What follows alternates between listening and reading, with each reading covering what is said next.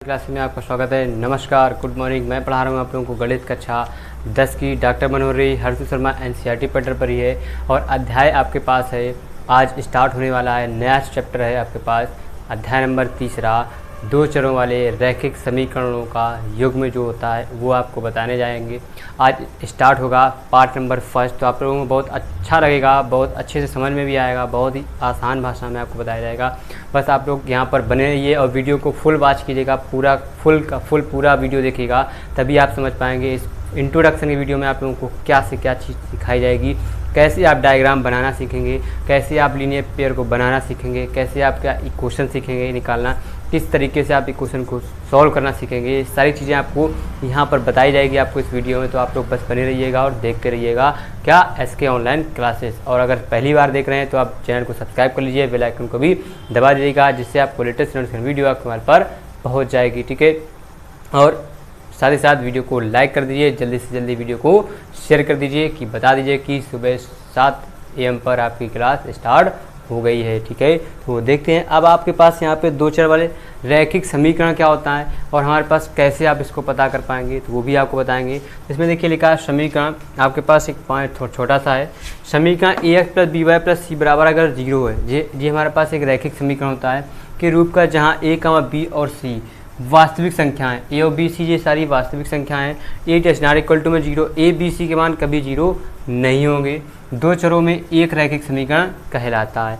अब देखिए यहाँ पे दो व्यापक, यहाँ पे लिखेंगे दूसरा पॉइंट, दो व्यापक समीकरण x और y में। जो दो व्यापक समीकरण आपके x और y में आप जानते हैं, a1x + b1y + c1 बराबर 0, a2x + b2y + c2 बराबर 0। आपके पास ऐसी दो, इस फॉर्मेट में आपको दो इक्वेशन दी जाएंगी। इन इक्वेशनों का आपका सलूशन करना होगा। और जहां आप लोग लिख सकते हैं, जहां a, b, c वास्तविक संख्याएं हैं,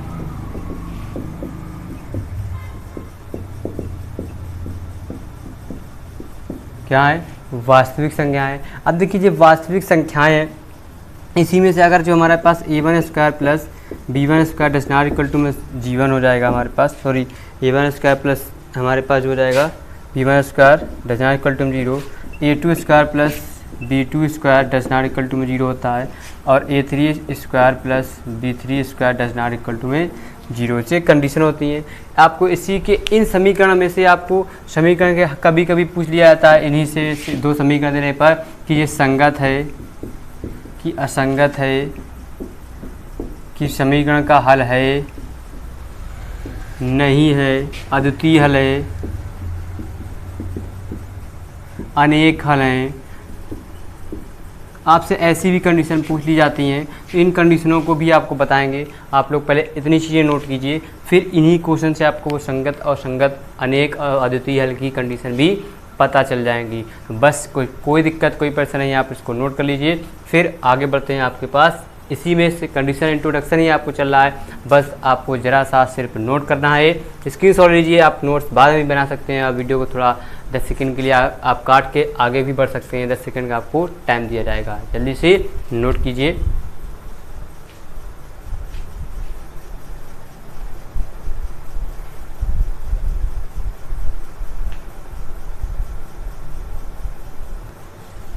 अब देखिए यहाँ पे क्वेश्चन है आपके पास, क्या लिखा हुआ है, क्वेश्चन आपके पास है। यहाँ पे आपको 3 टर्म लिखे हुए हैं, 3 कंडीशन लिखी हुई हैं। ये कैसी होंगी, किस तरीके से होंगी, इनको कैसे आप जानेंगे, वो भी आपको बताते हैं। ठीक है, रेखाएं एक बिंदु पर प्रतिच्छेद कर सकती हैं। रेखाएं क्या प्रतिच्छेद जब कर देंगी, एक बिंदु पर प्रतिच्छेद करती हैं, ठीक। या इस समीकरण की योग क्या अद्वितीय हल भी हो सकता है, और यह क्या संगत भी हो सकता है। तो कैसे इसमें कंडीशन क्या होगी, a1/a2 does not equal to में b1/b2, ये कंडीशन होगी, तब ये सारी चीज़ें आपके पास फुलफिल होंगी।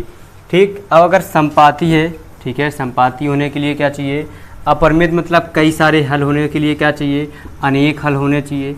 कैसे होंगे वो, उसके लिए कंडीशन होती है हमारे पास a1/a2 बराबर b1/b2 बराबर c1/c2। ये आपके पास अपरिमित और अनेक हल होना चाहिए। अब देखिए यहाँ पे लिखा है रेखाएं क्या होनी चाहिए हमारे पास, समांतर हो सकती हैं।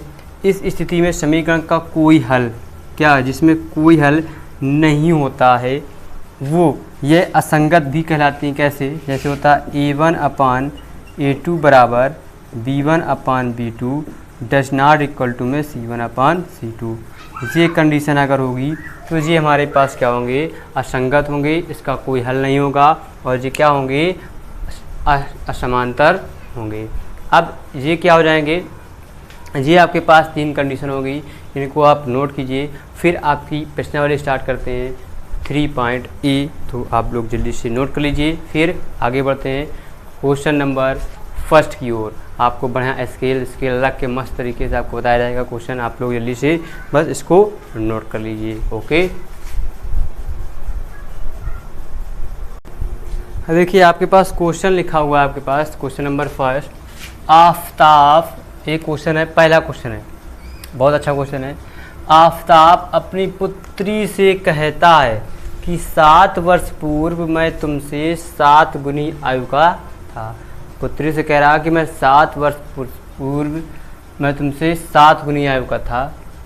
अब से 3 वर्ष बाद मैं तुमसे केवल 3 गुनी आयु का रह जाऊंगा। इस स्थिति को किस में व्यक्त करना है आपको, बीजगणितीय में एवं ग्राफी विधि, मतलब ग्राफ को भी बना के दिखाना है। ओके, हम बताएंगे। तो यहाँ पे सॉल्यूशन करेंगे, लिखेंगे पहले तो लिखेंगे माना आफताब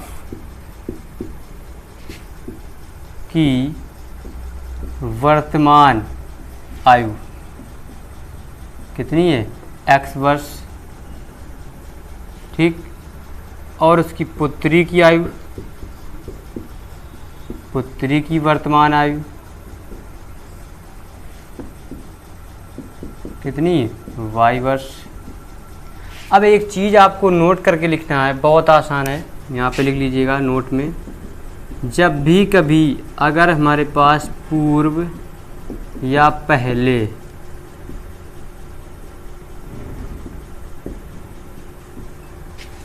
पूर्व लिखा है ना, यहाँ पे कहीं पूर्व या पहले लिखा होगा, उसमें साइन हमारे नेगेटिव रहते हैं, और दूसरे में जब बाद या पश्चात लिखा होता है उसमें साइन हमारे पॉजिटिव रहते हैं। ठीक है, याद रखिएगा आप लोग। अब यहाँ पे लिखेंगे स्टेप फर्स्ट में, हम स्टेप बाय स्टेप सॉल्व करेंगे। स्टेप फर्स्ट में कितना है, 7 वर्ष पूर्व, 7 वर्ष पूर्व आ गया, 7 वर्ष पूर्व है, तो 7 वर्ष पूर्व क्या, 7 वर्ष पूर्व कौन, आफताब, x माइनस के साथ बराबर रख लेंगे y माइनस के साथ। कितनी, 7 वर्ष पूर्व मैं तुमसे 7 गुनी की आयु का था। तो किससे कह रहा आफताब, अपनी पुत्री से। जो आगे होगा सेकंड पर्सन वाले पे हम जितना गुना होता है उससे हम गुणा कर लेते हैं। अब इसको हल कर लेंगे, x माइनस के 7 बराबर 7y माइनस 49।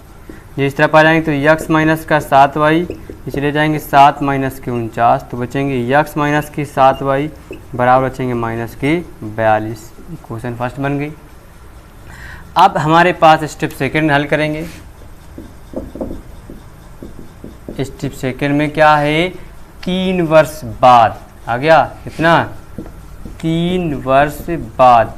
बस थोड़ा सा आपको समझना है, यहाँ पे 3 वर्ष बाद में, बाद का मतलब होता है क्या, बाद या पश्चात में प्लस, किस में, दोनों में हम प्लस कर लेंगे। बस इतना बराबर रख के, थोड़ा सा डायरेक्ट है। अब यहाँ पे हम 2-3 लाइन थ्योरी लिखनी पड़ेगी, वो नहीं करना है आपको, अपना टाइम कंज्यूमिंग बचा के रखना है। अब यहाँ पे हमारे पास 3 वर्ष बाद मैं तुमसे केवल 3 गुनी, मैं किसके लिए आया है, हमारी पुत्री, मतलब आफताब की पुत्री के लिए। तो पुत्री कहाँ है, y प्लस का 3, तो 3 गुनी कहाँ होगी, पुत्री हो जाएगी। अब इसको सॉल्व कर लेंगे, x प्लस का 3 बराबर 3y प्लस के 3 का 9। इस तरफ जाएंगे तो क्या जाएगा, x माइनस के 3y बराबर 9 माइनस के 3। जी माइनस का इस तरफ जाएंगे, प्लस का इस तरफ जाएंगे तो क्या हो जाएगा, माइनस, प्लस का इस तरफ जाए तो माइनस, तो x माइनस के 3y बराबर हो गया 6। इक्वेशन हो गई हमारे पास सेकेंड। अब आप लोग इतना नोट कीजिए, फिर आपको बनाते हैं हम इसका डायग्राम ग्राफी। अब देखिए इस स्थिति को बीजगणितीय रूप में हमने क्या बीजगणितीय में आपको डिनोट कर लिए, एक क्वेश्चन के फॉर्मेट में बना लिया है। इतना आप नोट की, इतना आपको समझ में आया नहीं आया, आया नहीं आया आप कमेंट करके बताइएगा, आपको फिर से बताया जाएगा डिटेल में। बस आपको थोड़ा सा समझना है, बस इतना ही काम है। क्या जो 7 गुनी 3 गुनी होता है, जिसको जो कह रहा होगा जिसके बारे में, उस पर गुणा कर लेते हैं। आफ्ताब अपनी पुत्री से कह रहा है ना कि 7 वर्ष पूर्व में तुमसे 7 गुनी का आयु था, तो पुत्री से 7 गुनी का आयु था ना, तो पुत्री में 7 का गुणा होगा, तभी तो वो 7 गुनी आयु का होगा पुत्री से आफ्ताब।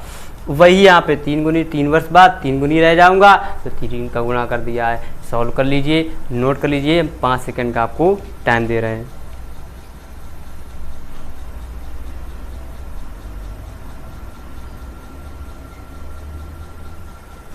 ठीक, नोट कर चुके होंगे।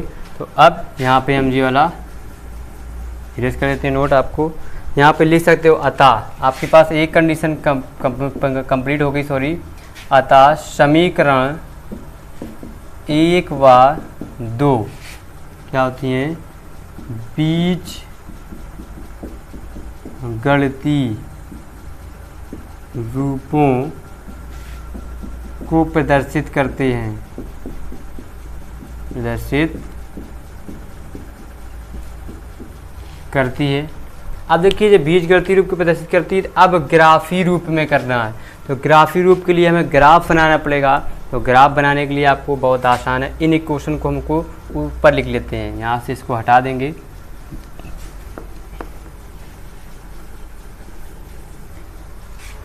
पहले इक्वेशन लिख लेते हैं, फिर इसको हटाएंगे। तो पहली इक्वेशन हमारे पास x माइनस के 7y बराबर minus 42, equation first. x minus का 3y बराबर 6, इक्वेशन सेकेंड। अब इनको क्या करना है, हमें ग्राफी रूप में व्यक्त करना है। यहाँ पे चाहो तो आप हेडिंग भी डाल सकते हो, ग्राफी रूप में, ग्राफी रूपों में। अब यहाँ पे लिखेंगे समीकरण 1 को हल करने पर। देखिए समीकरण 1 को हल करेंगे तो यहाँ पे एक समीकरण है x माइनस के 7y बराबर माइनस 42। इन समीकरण को हल करने के लिए 2 तरीके होते हैं। पहला जो बता रहे हैं इसी को आप समझेंगे, तब दूसरा आप समझ पाएंगे। यहाँ पे लिखेंगे जब हम क्या, यहाँ पे अपनी तरफ से हमें x बराबर 0 1 2 3, हम 0 ज़्यादा रखते हैं कि सुटेबल हमें डायग्राम मिल जाएगा। 1 2 रखने पे वैल्यू वेरिएस कर जाती है, वैल्यू मान आ जाते हैं। अब यहाँ पे जब हम x बराबर हमने रख लिया 0, इस पे रखा, तो x बराबर 0, तो 0 माइनस के 7y बराबर माइनस 42। अब माइनस के 7y बराबर माइनस के 42, माइनस प्लस 7 छंग 42, तो y बराबर कितना हो गया 6। अब y का मान 6 हो गया। अब यहीं भी फिर रखेंगे अब y का मान 6, तो यहाँ पे हम लिखने लेंगे बिंदु। इसके बिंदु हमारे पास आ जाएंगे क्या, 0, 6। फिर रखेंगे हम क्या, अब एक बार x बराबर 0 रखते हैं तो एक बार y बराबर 0 रखेंगे। कहाँ, इसी पे रखेंगे, तब यह रहेगा हमारे पास x माइनस के 7 गुणा 0 बराबर माइनस 42। अब यहाँ पे आ जाएगा x बराबर माइनस के 42। तब यहाँ पे बिंदु हमें मिल जाएंगे, जिस समीकरण माइनस के 42, 0।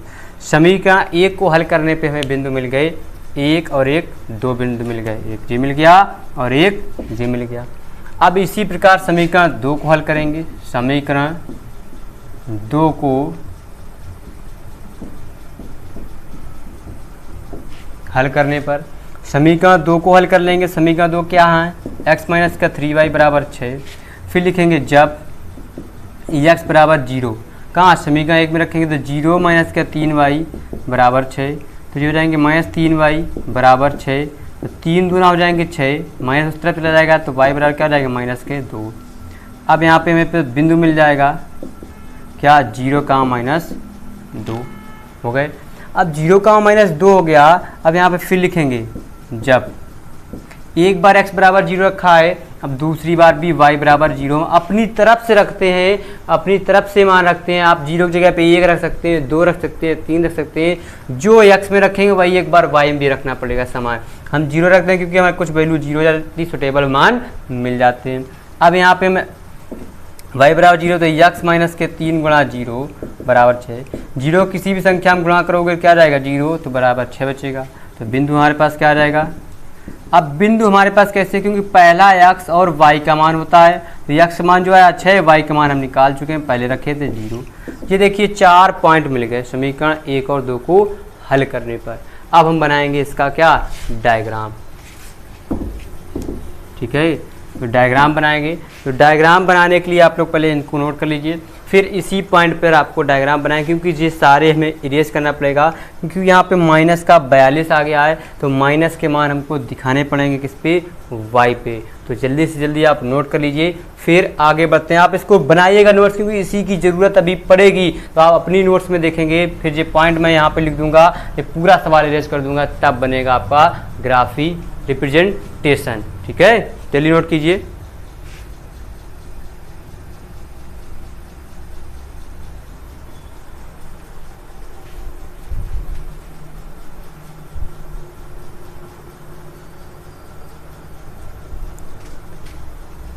नोट कर चुके होंगे, अब आगे बढ़ते हैं।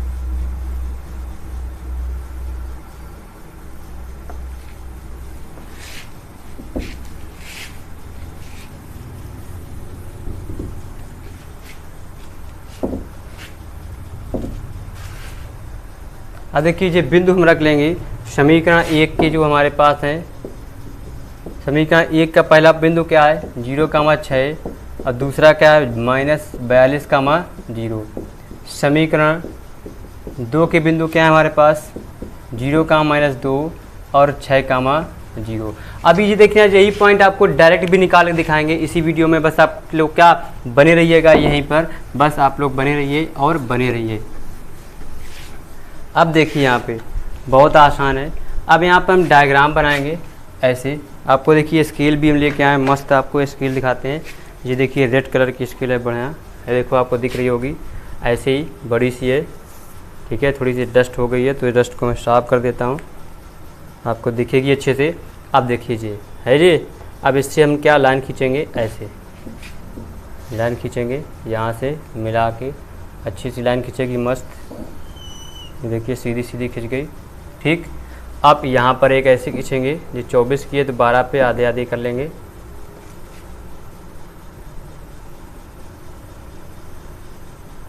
ये देखिए बन गई। अब देखिए यहाँ पे हम पॉइंट्स ऐसे आप स्केल से बना लीजिएगा, 10 10 10 10।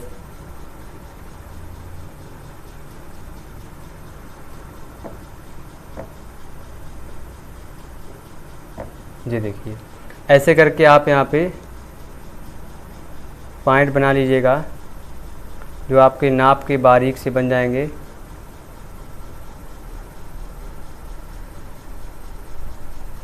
ये देखिए 10-10 सेंटीमीटर के आपके पॉइंट बन गए। ऐसे आप लोग स्केल से बनाइएगा, आपको एक बार दिखा दे रहे हैं हम ऐसे कैसे आपको नापे हैं। ये देखिए, समझ पा रहे हैं ना आप लोग। अब देखिए यहाँ से ये हमारे पास 1 हो गया, ये 2 हो गए, ये 3, ये 4, ये 5, ये 6, ये 7, ये 8, ये 9, ये 10 और ये हमारे पास क्या हो गया, 11 का हो गया। ठीक है, अब यहाँ पे हमारे पास 1 2 3, ये यहाँ पे आएगा 3 4 5 6 7 8 9 10 11 12। जी ऐसे देखिए आपके पास पॉइंट बन गए। अब इन्हीं पॉइंट्स में से आपको हम क्या थोड़ा सा यहाँ पे बड़ा कर देंगे, ऐसे ही नापना है आपको। अब नापने के बाद आप लोगों को क्या, हमारे पास कितने 42, 2,42। अब हम यहाँ से 2 से स्टार्ट करेंगे, क्योंकि हमें 2 चाहिए होगा। ठीक, 2 की बजाय 4 स्टार्ट कर लेते, 2 2 4 6 8 10 12 14 16 18 और जो जाएंगे हमारे पास 20। ठीक, अब हमारे पास कहाँ तक चाहिए, 42 तक चाहिए, तो हम ऐसे इसको और बड़ा कर लेंगे। ठीक है, फिर जाएंगे 22, 24, 26, 28, 30, 32, ये रहेंगे 34, 36, 38, 40 और जी 42 हो गए। ऐसे ही आपको इधर से ये होगा, जो जाएंगे 2, 4, 6, 8, 10, 12, 14, 16, 18, 20, 22, 24, 26।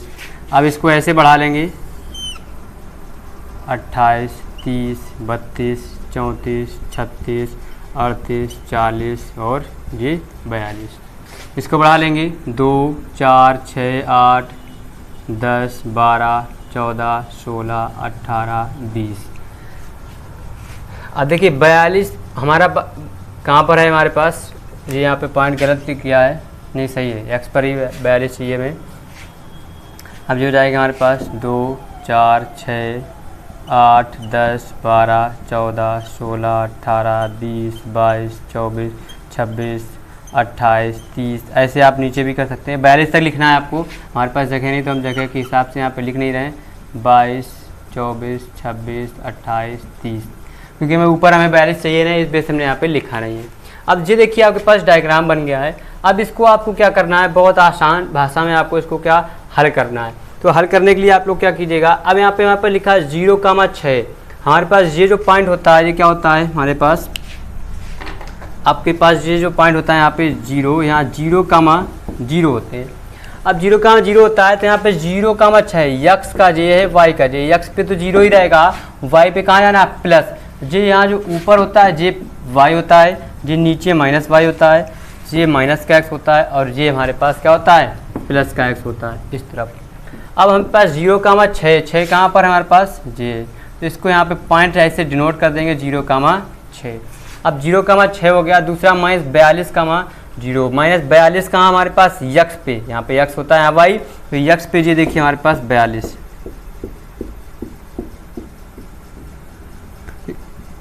तो हो जाएगा -42,0 हो गया। अब यहाँ पे समीकरण दूसरे का फिल करेंगे। समीकरण जो दूसरा हमारे पास क्या 0,-2, -2 कहाँ पर है हमारे पास y पे, तो ये है हमारे पास -2, तो 0, क्या आ गया -2।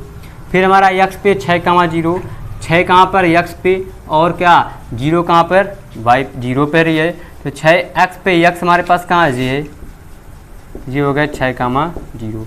अब कुछ भी नहीं करना है आपको, यहाँ पे एक वही स्केल अभी हम फिर से लेंगे, इस स्केल को यहाँ पर रखना है ऐसे, ठीक है, यहाँ पे रखा। आप भी यहाँ पे रख लीजिएगा, थोड़ा सा छोटी है ये तो नाप नहीं पा रहे हैं, ऐसे ऐसे करना है आपको, ऐसे ऐसे कर लेना।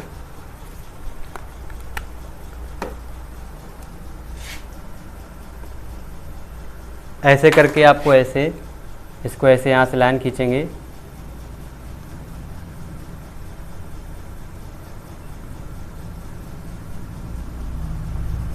ठीक है जी। देखिए ऐसे लाइन खींचेंगे, थोड़ा सा और ये बढ़ जाएगा, ऐसे पटरी थोड़ी छोटी है, ये ऐसे ऐसे यहाँ क्रॉस कर जाएगा और ये वाला ऐसे यहाँ पर क्रॉस कर जाएगा। और एक चीज़ और बचा है ये वाला पॉइंट, इसको भी तो नापेंगे, इसको भी स्केल से ऐसे क्रॉस कर जाएंगे, यहाँ पर ऐसे इसको रखेंगे और ऐसे यहाँ पर इसको ऐसे क्रॉस करेंगे। तो ये देखिए आपके पास आलेख का शिलान्यास हो गया, मतलब आपका आलेख बन गया। अब आलेख बन गया, अब देखिए ये क्रॉस नहीं कर रहे हैं, क्रॉस नहीं कर रहे हैं तो आप लोगों को कुछ नहीं करना है, ये हमने स्केल ऐसे रख ली। अब इसके आगे यही हमारे पास क्या था, ग्राफिकल रिप्रेजेंटेशन, जो आपको बना के दिखाना था क्वेश्चन नंबर फर्स्ट में। अब देखिए इसके आगे जो सेकेंड मेथड है वो आपको बताएंगे, आप लोग कोई दिक्कत नहीं है। ये आपको डायग्राम बनाना समझ में आया होगा, कैसे आपको किया गया, किस हिसाब से बनाया गया, तो आप लोग इसको नोट कर लीजिए, फिर इसके आगे बताएंगे आपको नेक्स्ट वीडियो में। आज के लिए इतना ही रहेगा, ठीक है। कल आपके पास किताब होगी, आप एनसीईआरटी के भी होंगे, तब भी ये एनसीईआरटी का ही सवाल है, एनसीईआरटी की 3.8 जो एक्सरसाइज, उसमें आपको पहला सवाल, दूसरा, तीसरा, चौथा 4 सवाल होंगे, 4 के चारों सवाल आप कोशिश कीजिएगा लगाने की, ठीक है। तो आज के लिए इतना ही रहेगा, और जाने से पहले कमेंट करके जरूर बताइएगा, और साथ ही साथ क्या आप वीडियो को लाइक ज़रूर कर दीजिएगा। पहली बार देखें तो चैनल को सब्सक्राइब कर लीजिए, बेल आइकन को भी दबा दीजिएगा, और साथ ही साथ वीडियो को शेयर कीजिए जिसके आपके थ्रू किसी और का भी फ़ायदा हो सकता है। ठीक है, कल फिर मिलेंगे। नमस्कार, बाय बाय, टाटा।